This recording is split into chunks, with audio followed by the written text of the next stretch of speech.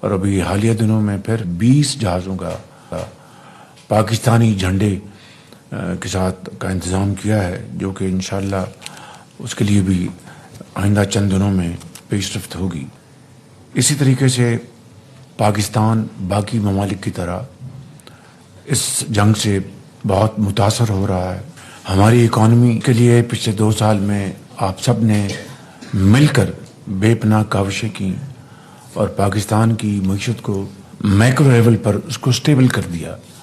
اب اس وقت ترقی اور خوشحالی کا وقت آ چکا ہے، لیکن بدقسمتی سے اس جنگ کے نتیجے میں ہمیں معاشی طور پر بے پناہ مشکلات کا آج سامنا ہے۔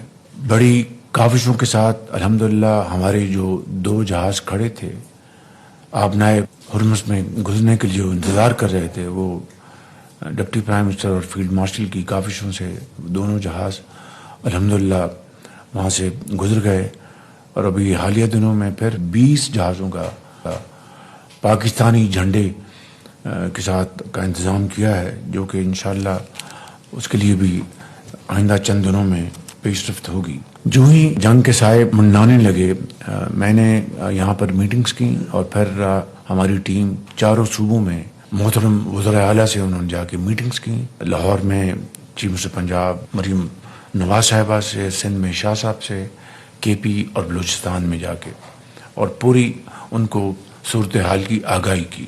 پہلے ہفتے ہمیں فل فور 55 روپے پاس آن کرنا پڑا، اور ہم نے اس کو ایکویٹ کیا ڈیزل کو اور پیٹرول کی قیمت کو۔ ایک کی پی ڈی ایل ہم نے کم کی اور اس کو ایکویٹ کر کے ہم نے 55 روپے کے طور پر پاس کیا۔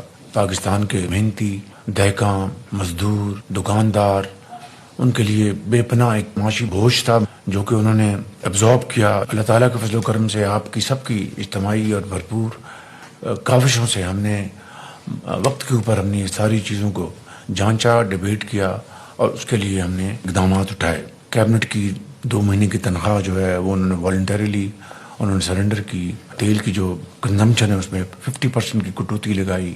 پھر پارلیمنٹ کے ممبرز نے اس کے لیے کنٹریبیوٹ کیا، اور اسی طرح کا 60% جو گاڑیاں ہیں ان کو ہم نے کھڑا کر دیا تاکہ تیل کا جو استعمال جو ہے وہ کم سے کم ہو۔ میں اس معاملے میں شکر گزار ہوں چیئرمین بلاول بھٹو صاحب کا بھی، انہوں نے خصوصی طور پر اس میں بڑی دلچسپی لی، میرے پاس تشریف لائے، ہم نے ان سے بھی ہر چیز شیئر کی۔ اس کے بعد پریزیڈنٹ صاحب کا بہت شکر گزار ہوں کہ انہوں نے میٹنگ بلائی، وہاں پر آپ سب تشریف لائے اور ایک بڑی اچھے ماحول میں گفتگو ہوئی۔ اس وقت تک ہم نے بلینکٹ کور دیا ان 3 ہفتوں میں، اور اس حوالے سے وفاق نے 129 ارب روپے دیے ہیں۔